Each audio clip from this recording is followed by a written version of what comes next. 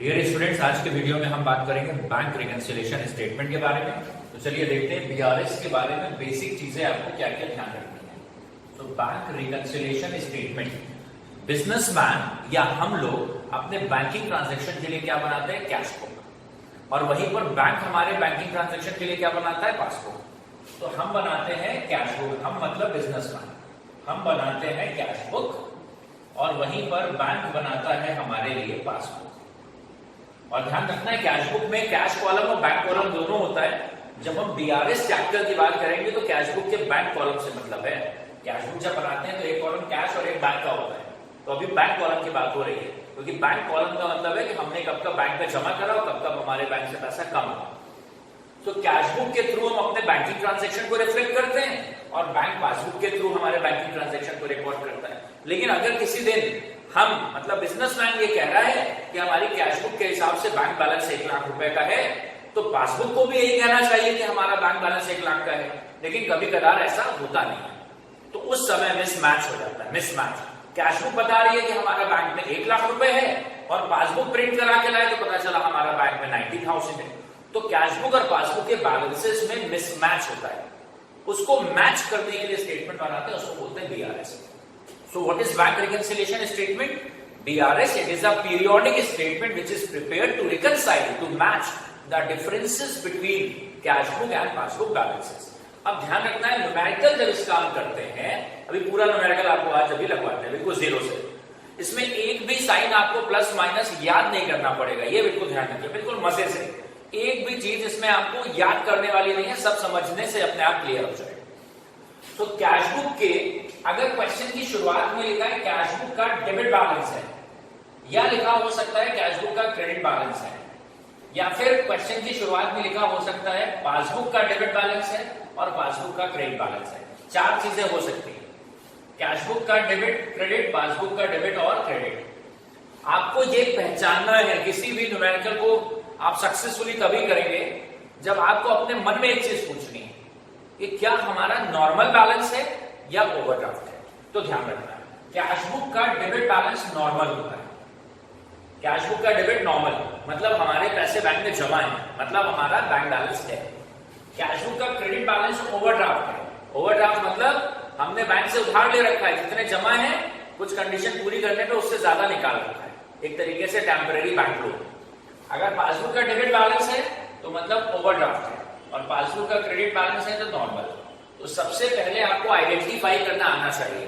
तो सवाल की पहली लाइन में अगर लिखा है there was a debit balance of cash book, जैसे सपोज हमने एक सवाल लिया, हम इसको आगे डिस्कस करेंगे। Debit balance as per cash book लिखा है, तो आपको अपने आप से पूछना है कि कैश बुक का डेबिट क्या होता है। तो कैश बुक का डेबिट नॉर्मल है, मतलब 1 लाख रुपए का नॉर्मल बैलेंस है। लेकिन अगर यहाँ पे लिखा हो credit balance as per cash book, credit balance as per cash book, तो कैश बुक का क्रेडिट बैलेंस मतलब क्या? मतलब ओवरड्राफ्ट है, मतलब हम नेगेटिव बैलेंस है। करेक्ट। नॉर्मल बैलेंस मतलब पॉजिटिव बैलेंस, ओवरड्राफ्ट मतलब नेगेटिव बैलेंस। तो ये कैसे आपको याद रहेगा? इवेंचुअली तो आपको ध्यान रखना है, लेकिन उससे भी आपको फ्री कर देना है। कैश बुक का डेबिट नॉर्मल होता है, बस आप ये ध्यान कर लें, बाकी आपके दिमाग में अपने आप रहेगा। कैश बुक का डेबिट नॉर्मल, ऐसे आप बोलेंगे कैश बुक का डेबिट नॉर्मल, तो फिर अपने आप सोचो कैश बुक का डेबिट नॉर्मल तो कैश बुक का क्रेडिट क्या? उल्टा होगा। कैश बुक का डेबिट नॉर्मल तो कैश बुक का क्रेडिट क्या? ओवरड्राफ्ट। अब जो आ जाए इसी को रिपीट करो, कैश बुक का क्रेडिट ओवरड्राफ्ट तो पासबुक का क्रेडिट क्या? कैश बुक का क्रेडिट ओवरड्राफ्ट तो पासबुक का क्रेडिट क्या? नॉर्मल। अब जो आए उसको रिपीट करो, पासबुक का क्रेडिट नॉर्मल तो पासबुक का डेबिट क्या? ओवरड्राफ्ट। I just repeat. देखो, केवल इतना ध्यान करोगे, बाकी सब तुम्हारे दिमाग में अपने आप पक्का रहेगा, भले ही तुम भूल जाओ। कैश बुक का डेबिट नॉर्मल होता है, कैश बुक का डेबिट नॉर्मल होता है, कैश बुक का डेबिट नॉर्मल होता है, ये याद रखो बस। अब देखो बाकी सब डेराइव हो जाएगा। कैश बुक का डेबिट नॉर्मल है तो कैश बुक का क्रेडिट क्या होगा? ओवरड्राफ्ट। अब जो आ जाए उसी को फिर से बोलो, कैश बुक का क्रेडिट ओवरड्राफ्ट है तो पासबुक का क्रेडिट क्या होगा? नॉर्मल। अब इसको रिपीट करो, पासबुक का क्रेडिट नॉर्मल है तो पासबुक का डेबिट क्या होगा? ओवरड्राफ्ट। फिलहाल आपको ध्यान यहां रखना है, कैश बुक का डेबिट नॉर्मल होता है, बाकी ये सब बातें आगे होती रहेंगी। ठीक। दूसरी बात, सवाल की शुरुआत अगर कैश बुक से हो जाए, कैश बुक से डेबिट क्रेडिट कुछ भी हो, सवाल की शुरुआत में अगर कैश बुक है तो पूरे सवाल में आपको यह मान के चलना है कि कैश बुक को सही कर रहे हैं as per passbook. If we are initiating question with cash book, सवाल की शुरुआत कैश बुक से हो गई है, इसका मतलब कैश बुक को सही करना है, अंडरस्टूड है एज पर पासबुक। अगर सवाल की शुरुआत पासबुक से होती, पहली लाइन में पासबुक लिखा होता, तो मतलब पासबुक को सही करना होता है एज पर कैश बुक। दो में से एक सही है और दूसरे को सही करना है। तो किससे शुरुआत हो रही है अभी सवाल में? कैश बुक से। अंडरलाइन कर दो, सवाल की शुरुआत हो गई कैश बुक से, तो ये क्लू है, ये आपके लिए क्लू है कि सवाल की शुरुआत कैश बुक से शुरू हो गई, इसका मतलब है कैश बुक को सही करना है।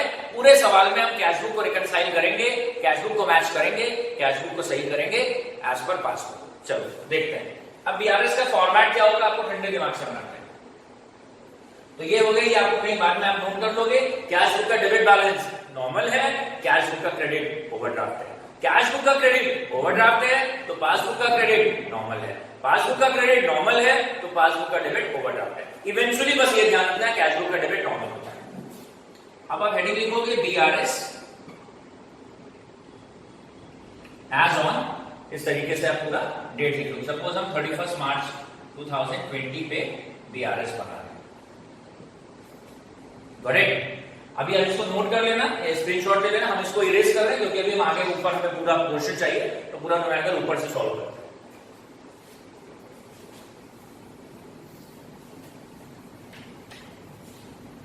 चलो आपके अंडरस्टैंडिंग के लिए हम एक बार यहां कहीं लिख दे रहे हैं, आपको ध्यान रहेगा, ठीक है।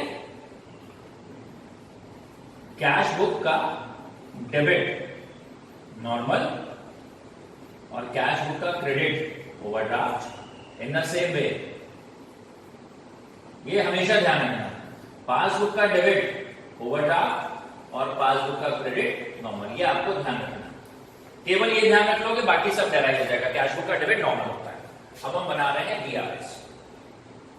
आप हमेशा पूरा लिखोगे, एब्रिविएटेड नहीं, पूरा लिखोगे। बैंक रिकंसिलिएशन स्टेटमेंट, वरना स्कूल टीचर आपके एक दो नंबर यहां पे भी उड़ा देंगे। बीआरएस एज ऑन, और मान लो हम बना रहे हैं 31 मार्च 2020 पे। बहुत सिंपल इसका फॉर्मेट होता है। बीआरएस के क्वेश्चन में आपको क्या करना है, आपको एक तरफ लिखना है पर्टिकुलर्स, पर्टिकुलर्स एक तरफ लिखना है, और एक तरफ लिखना है प्लस आइटम्स, और एक तरफ लिखना है माइनस आइटम्स। ध्यान रखना है बीआरएस में कोई भी डेबिट और क्रेडिट नहीं होता है, डेबिट और क्रेडिट का साइन नहीं होगा, प्लस वाले आइटम और माइनस वाले आइटम, ठीक है। सवाल की पहली लाइन देखते हैं, debit balance as per cash book है, उसको एज इट इज कॉपी कर दोगे। Debit balance as per cash book जो लिखा है वो हमने कॉपी कर लिया। सवाल में कैश बुक से शुरुआत है, आपने अंडरलाइन कर लिया, इससे आपको याद रहेगा पूरे सवाल में कैश बुक को सही करना है। Cash book is to be reconciled as per passbook, पहली बात हो गई। और दूसरा, कैश बुक का डेबिट बैलेंस क्या है, ये आपको अपने मन में पूछना है। कैश बुक का डेबिट बैलेंस नॉर्मल है या ओवरड्राफ्ट, तो आपको बताया कैश बुक का डेबिट नॉर्मल है। नॉर्मल है तो शुरुआत प्लस से होती, अगर ओवरड्राफ्ट होता तो शुरुआत माइनस से होती। तो कैश बुक का डेबिट बैलेंस कितना है सवाल में, 1 लाख, तो 1 लाख है तो शुरुआत प्लस से करेंगे क्योंकि ये डेबिट बैलेंस है।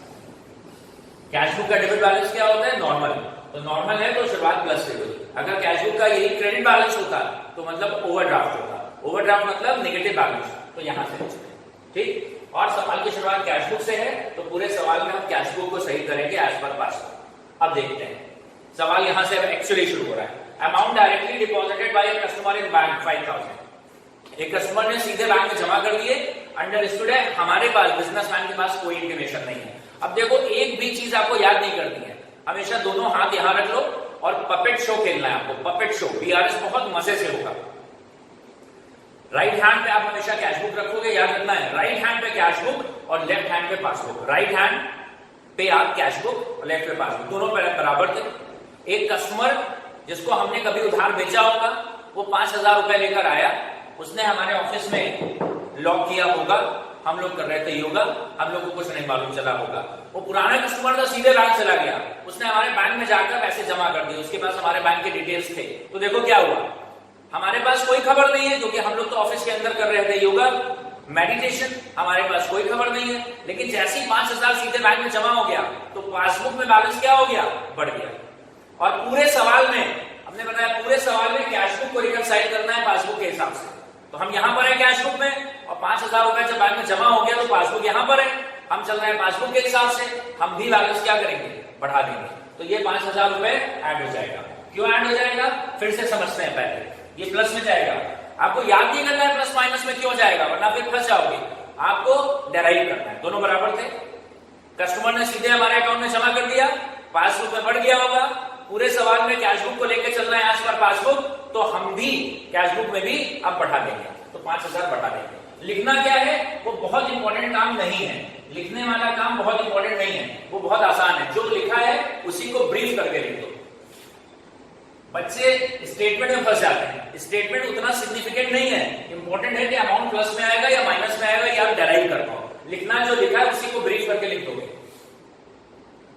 Amount directly deposited bye a customer into bank account, पूरा आप लिख दोगे।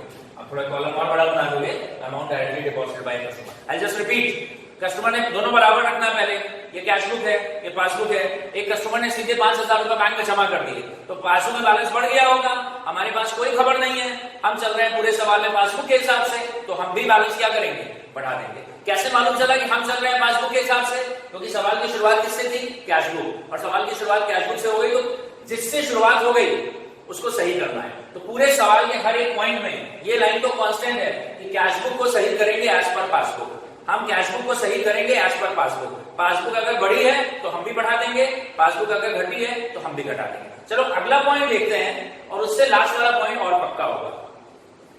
House tax paid by bank ₹1,000 yet not recorded in cash book. हमने अपने बैंक को बोल रखा था कि एक सर्टेन डेट आएगी, हम भूल जाते हैं, आप सिस्टम में फीड कर लो, हर महीने हर साल या इस डेट पर हमारा house tax, water tax, electricity bill या इंश्योरेंस प्रीमियम पे कर देना। उसको बोलते हैं payment made by bank as per standing orders. तो जब भी वो डेट आएगी बैंक के कंप्यूटर सिस्टम में हाईलाइट हो जाएगा और वो पेमेंट बैंक हमारे बिहाफ पे कर देगा। हमें खुद ध्यान नहीं है, तो बस यही हुआ, दोनों बराबर रखे। हाउस टैक्स जैसे ही बैंक ने पे करा तो पासबुक में हमारा बैलेंस क्या कर दिया, कम कर दिया, और हमारे पास कोई खबर नहीं है, तो हम तो वहीं पर है। अब हम चल रहे हैं कैश बुक सही हो रही है एज पर पासबुक, तो पासबुक में कम है तो हम भी कम कर देंगे, तो ये माइनस में चला जाएगा। ऐसा लिखेंगे क्या, वो उतना इंपॉर्टेंट नहीं है, टेंशन नहीं लेनी, सिंपल। क्या लिख दोगे, house tax paid by bank, पूरा कॉपी कर दो, house tax paid by bank. Repeat करते हैं, दोनों बराबर थे, बैंक ने हमारे बिहाफ पे हाउस टैक्स पे करा, बैंक ने जैसे ही हाउस टैक्स पे करा होगा, बैंक ने झट से हमारा पासबुक में बैलेंस कम कर दिया, हमारे पास कोई खबर नहीं है, हम चल रहे हैं कैश बुक को ले चल रहे हैं पासबुक के हिसाब से, तो हम भी कम कर देंगे, तो ये इसलिए माइनस हो गया। फिर लिखा है checks deposited into bank yet not cleared and collected. अब हमको किसी से चेक मिला, मानते हैं हम लोग को चेक मिला मुकेश अंबानी से, मुकेश अंबानी से 3,000 रुपए का एक चेक मिला, तो हम लोगों को मैगी खानी थी और हम लोगों ने कहा कि ये मुकेश हमको कुछ पैसे दे दो। मुकेश भाई ने 3,000 रुपए का चेक दिया, वो चेक हमने अपने बैंक में जमा कर दिया, बिजनेसमैन है हम लोग ने बैंक में जमा कर दिया, इस उम्मीद पर, मान लिया 30 मार्च को मुकेश अंबानी से चेक मिला और हम लोग ने बैंक में जमा कर दिया, इस उम्मीद पर चेक बैंक में जमा करते हैं कि सामने वाली पार्टी मुकेश के अकाउंट से पैसा आ जाएगा और हमारा बैंक बैलेंस बढ़ जाएगा। दोनों बराबर थे, हमको चेक मिला मुकेश अंबानी से, हमने बैंक में जमा करा, check received and deposited into bank, तो हम लोग बातों में हो गए मगरूर और घमंड में हो गए चूर, हमने झट से कैश बुक में बैलेंस बढ़ा दिया। क्यों बढ़ा दिया, इस एक्सपेक्टेशन पे कि पैसा सामने वाले मुकेश के अकाउंट से आ गया होगा और हमारा bank balance would have been increase. तो जैसे ही चेक हम बैंक में डिपॉजिट करते हैं, कैश बुक में उम्मीद पर, एक्सपेक्टेशन पे अपना बैलेंस बढ़ा देते हैं, लेकिन एक्चुअली चेक का पैसा आने में 1-2 दिन का टाइम लगता है, प्रोसेसिंग में समय लगता है। 31 मार्च तक वो किसी रीजन से नहीं आ पाया, हो सकता है बाद में आ जाए, लेकिन हम बीआरएस बना रहे हैं 31 मार्च पे। हमने 30 तारीख को चेक बैंक में जमा करा, हम सीधे घमंड में चूर हो गए, हमने कैश बुक में बैलेंस क्या करा, बढ़ा दिया, लेकिन अभी 31 मार्च तक बैंक में उसका कलेक्शन नहीं आया, तो पासबुक तो वहीं पर है। हमने जैसे दोनों बराबर थे, चेक रिसीव करा, बैंक में जमा करा, जैसे चेक हमने बैंक में जमा करा, हमने कैश बुक में बैलेंस क्या करा, बढ़ा दिया, लेकिन अभी उसका कलेक्शन नहीं आया है, तो पासबुक तो वहीं रुका हुआ है। हम चल रहे हैं पूरे सवाल में पासबुक के हिसाब से, तो हमने अननेसेसरी बढ़ा रखा था बैलेंस, अब हम घटा देंगे, तो ये 3,000 माइनस में जाएगा। और लिखेंगे क्या, यहां पर जो लिखा है उसी को ब्रीफ कर दो, simple. Cheque deposited yet not collected. Cheque deposit करा, अभी बैंक ने इसका कलेक्शन नहीं करा। बात समझ में आ रही है? दोनों बराबर। चेक मिला, ये राइट पे हमेशा कैश बुक। चेक मिला, बैंक ने जमा करा, एक्सपेक्टेशन पे हमने कैश बुक में अपना बैलेंस बढ़ा दिया, लेकिन अभी उसका कलेक्शन आया नहीं है, तो पासबुक तो वही रुका हुआ है और अभी हमने बढ़ा रखा था। हम चल रहे हैं पूरे सवाल में पासबुक के हिसाब से, कैश बुक को सही करना है पासबुक के हिसाब से, तो पासबुक तो यहां है, हमने गलती से बढ़ा रखा था, अभी घटा देंगे। चलो लास्ट पॉइंट देखते हैं, चेक्स इशूड। हमने जब हम किसी को, बिग बिजनेसमैन, हम किसी को अपनी चेकबुक से चेक इशू करते हैं, किसी को चेक देते हैं, पेमेंट करते हैं, उसको बोलते हैं चेक इशूड या चेक्स ड्रॉन। चेक इशूड या चेक्स ड्रॉन। चेक ड्रॉन का मतलब हमने चेक साइन करके किसी को दिया। Yet not presented for payment ₹10,000। ठीक है, तो मान लिया यहाँ पर ट्रम्प आए थे यहाँ घूमने के लिए, ट्रम्प का नाम सुना ही होगा, और ट्रम्प आए और ट्रम्प ने हम लोगों से कहा कि भाई ऐसा है कि डॉलर यहाँ इंडिया में चल नहीं रहा है, 10,000 रुपए कम। ठीक है, लो, तो हमने ट्रम्प को 10,000 रुपए का एक चेक इशू कर दिया। ठीक है, 31 मार्च को 10,000 रुपए का एक चेक इशू कर दिया। तो प्रैक्टिकली सोचो, अपने आप को बिजनेसमैन मान लो, जब हम किसी को चेक इशू करते हैं तो हम क्या सोचते हैं कि उस बंदे ने हमारे बैंक से पैसा निकाल लिया होगा, तो इस उम्मीद में हम अपना बैलेंस कम कर देते हैं। तो यहाँ पे ऐसे तो दोनों बराबर। जैसे ही हमने चेक इशू करा होगा, the moment we have issued the cheque, जैसे ही हमने चेक इशू करा होगा, हमें लगा होगा कि ट्रम्प ने पैसा निकाल लिया होगा, तो हमने कैश बुक में अपना बैलेंस क्या करा, कम कर दिया। लेकिन अचानक ट्रम्प के पास कॉल आ गया कि भैया अमेरिका में कोविड के केस बढ़ रहे हैं, कोरोना केस बढ़ रहे हैं, सीधे फ्लाइट लेके वो यूएस चले गए, चेक उनकी जेब में रखा रह गया। मतलब वो चेक लेकर पैसा निकालने अभी हमारे बैंक नहीं गए। तो जब पहले दोनों बराबर थे, हमने चेक इशू करा, तो हमें लगा कि ट्रम्प ने पैसा निकाल लिया होगा हमारे अकाउंट से, तो हमने इस उम्मीद पे अपना कैश बुक में बैलेंस क्या करा, कम कर दिया। लेकिन चेक ट्रम्प की जेब में रखा रह गया और वो अभी तक हमारे बैंक पैसा निकालने नहीं गए। इसको बोलते हैं cheques issued yet not presented for payment. Cheque issue करा, लेकिन सामने वाले बंदे ने पेमेंट निकालने के लिए प्रेजेंट नहीं करा। यहाँ पे थे, जैसे ही हमने चेक इशू करा होगा, हमें लगा कि हमारा पैसा इतना कम हो गया, तो हमने कैश बुक में अपना बैलेंस क्या करा, कम कर दिया। लेकिन ट्रम्प अभी पैसा निकालने बैंक नहीं पहुंचे, तो बैंक बैलेंस तो वही मेंटेन है, तो हमने गलती से कम कर रखा था, अब हम कैश बुक को सही कर रहे हैं पासबुक के हिसाब से, तो वापस ऐड बैक कर देंगे, तो ये 10,000 रुपए ऐड हो जाएगा। लिखोगे क्या, जो लिखा है उसी को ब्रीफ कर दो।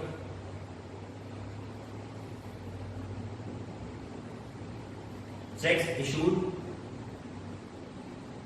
yet not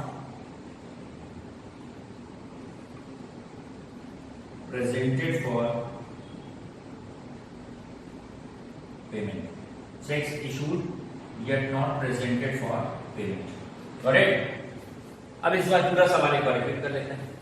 देखो बिल्कुल दोनों, cash book, passbook, amount directly deposited by customer into bank. एक कस्टमर ने हमारे बैंक अकाउंट में 5,000 रुपए जमा करे। अब सबसे पहली लाइन से दो चीजें आपको सोचनी है। सबसे पहले सवाल शुरू करते समय आपको दो बातें सोचनी है कि हमारा नॉर्मल बैलेंस है या ओवरड्राफ्ट, और दूसरी चीज कैश बुक को रिकनसाइल करना है या पासबुक को। तो डेबिट बैलेंस आज पर कैश बुक क्या होता है, नॉर्मल, तो ये नॉर्मल है तो 1 लाख प्लस लगेगा, और कैश बुक अंडरलाइन कर दिया। जिससे भी शुरुआत हो जाए उसको सही करना है। तो इस पूरे सवाल में हमेशा ये सोचेंगे कंपेयर करते वक्त कि कैश बुक को रिकनसाइल करना है पासबुक के हिसाब से। मतलब इस पूरे सवाल में हम चलेंगे बैंक के हिसाब से, हम चलेंगे पासबुक के हिसाब से। अगर यहाँ की शुरुआत पासबुक से हो जाती तो पूरे सवाल में पासबुक चलती कैश बुक के हिसाब से, हर पॉइंट में पासबुक को सही करते कैश बुक के हिसाब से। अभी किससे शुरुआत है, कैश बुक, तो कैश बुक को सही करेंगे एज पर पासबुक, हम चलेंगे एज पर पासबुक। यहाँ लिख दे रहे हैं सवाल की शुरुआत कैश बुक से हो गई, मतलब लिख दे रहे हैं आपके अंडरस्टैंडिंग के लिए, हम चलेंगे एज पर पासबुक। ठीक, पूरे सवाल की शुरुआत किससे है, कैश बुक से। कैश बुक से सवाल की शुरुआत होगी तो पूरे सवाल में कैश बुक को सही करेंगे एज पर पासबुक। जो भी पासबुक में करा होगा हमें वही करना है। एक कस्टमर ने बैंक में जमा करा, पहले दोनों बराबर, कस्टमर ने बैंक में जमा करा, पासबुक का बैलेंस बढ़ गया, हम चल रहे हैं पासबुक के हिसाब से, हम भी बढ़ा देंगे। हाउस टैक्स बैंक ने पे करा, तो बैंक ने जैसी पेमेंट करा, पासबुक में बैलेंस कम कर लिया, हम चल रहे हैं पासबुक के हिसाब से, हम भी कम कर देंगे। Check deposited yet not collected by the bank, हमने चेक डिपॉजिट करे थे, हम मैच्योर हो गए थे, हमको लगा पैसा आ गया होगा, हमने कैश बुक में बैलेंस बढ़ा दिया। किसी से चेक मिला, बैंक में जमा करा, हमें लगा उसके अकाउंट से निकल गया, हमारे अकाउंट में पैसा आ गया होगा, हमने कैश बुक में बैलेंस बढ़ा दिया। लेकिन अभी कलेक्शन नहीं हुआ है, तो बैंक वहीं पर है, तो हमने बढ़ा रखा है गलती से, हम चल रहे हैं पासबुक के हिसाब से, अब हम माइनस कर रहे हैं। Check issued yet not presented for payment, हमने किसी को चेक इशू करा, जैसे ही चेक इशू करा हमें लगा कि उस बंदे ने पैसा निकाल लिया है, तो कैश बुक में हमने बैलेंस कैश बुक में कम कर दिया, लेकिन वो बंदा पैसा निकालने अभी तक बैंक नहीं पहुंचा है, पासबुक वहीं पर है, तो हमने अननेसेसरी कम कर रखा था, हम चल रहे हैं पासबुक के हिसाब से, वापस ऐड बैक करते हैं। फाइनल इसको वाइंड अप कैसे करते हैं देखते हैं। दोनों का रिस्पेक्टिव टोटल लिख लो। इधर माइनस का 4000 है तो 4000, प्लस वाला है 1,15,000 तो 1,15,000, माइनस का कितना है 4000 तो 4 लिख दिया, प्लस में कितना है 15 और 1,15,000, ये हो गया। फिर नीचे आ जाओगे और फाइनल आंसर आएगा। डिफरेंस को नीचे लिख दोगे, आप यहां लिख सकते हो, बीच में लिख सकते हो, यहां लिख सकते हो, कहीं भी लिख सकते हो। प्लस वाला टोटल ज्यादा है, ये आपको एविडेंट है। प्लस वाला टोटल कितना है 1,15,000, माइनस वाला कितना है 4,000, फिर अब डिफरेंस कितना आ रहा है 1,11,000, 1,11,000। आप यहां भी लिख सकते हो, बीच में लिख सकते हो, यहां लिख सकते हो, कहीं लिख सकते हो, बस कॉमन सेंस यूज करना है कि प्लस वाला टोटल ज्यादा है। प्लस वाला टोटल ज्यादा है, इसका मतलब आंसर अभी भी हमारा नॉर्मल बैलेंस है। इन केस अगर इत्तेफाक से माइनस वाला ज्यादा हो जाता तो याद रखना है ओवरड्राफ्ट करना। कॉमन सेंस, प्लस वाला ज्यादा है it means we are having normal balance. अगर माइनस वाला ज्यादा होता तो हम किसमें हो जाते ओवरड्राफ्ट हो जाते। अगर मान लो यहाँ पे 115 है और यहाँ 1,20,000 होता तो 5,000 माइनस में हो जाते, मतलब ओवरड्राफ्ट में होते। प्लस वाला ज्यादा है तो नॉर्मल बैलेंस है, माइनस वाला ज्यादा है तो ओवरड्राफ्ट। तो यहां पर आते हैं और अब यहां लिखेंगे प्लस वाला ज्यादा है ना तो normal balance, normal balance as per passbook. सवाल अगर शुरुआत कैशबुक से हुई है तो आंसर को आप किसके टर्म्स में लिखोगे पासबुक के टर्म्स में। अगर सवाल की शुरुआत पासबुक से होती तो सवाल का आंसर किस में कंक्लूड करते कैशबुक में। तो शुरुआत कैशबुक से है तो वाइंड अप किस पे करोगे पासबुक। अगर प्लस वाला ज्यादा है तो लिखेंगे normal balance as per passbook. अगर माइनस वाला ज्यादा होता तो लिखते ओवरड्राफ्ट एज पर पासबुक। लेकिन ये पक्का है, since we have started question from the cashbook it means we have to get the answer, we have to show the answer in terms of passbook. सवाल की शुरुआत कैशबुक से है तो आंसर को पासबुक के टर्म्स में लिखोगे। प्लस वाला ज्यादा है तो आप लिखोगे normal balance as per passbook 1,11,000। इसका मतलब पूरे सवाल में सबसे इंपॉर्टेंट शुरुआत की दो बातें कि हम नॉर्मल है या ओवरड्राफ्ट है और कौन के हिसाब से चलेगा। कैशबुक का डेबिट है तो नॉर्मल है, बस ये ध्यान रखोगे, बाकी आप डेराइव कर लो। कैशबुक का डेबिट नॉर्मल होता है, कैशबुक का क्रेडिट ओवरड्राफ्ट, पासबुक का डेबिट ओवरड्राफ्ट, पासबुक का क्रेडिट नॉर्मल। वो धीरे धीरे प्रैक्टिस से आ जाएगा। अभी इतना ध्यान रखना कैशबुक का डेबिट नॉर्मल होता है तो यहाँ पे लिखेंगे। और सवाल की शुरुआत कैशबुक से है तो हर एक पॉइंट पे हमें कैशबुक को सही करना है पासबुक के हिसाब से। पासबुक में ऐड करा है 5,000 तो हम भी ऐड कर देंगे।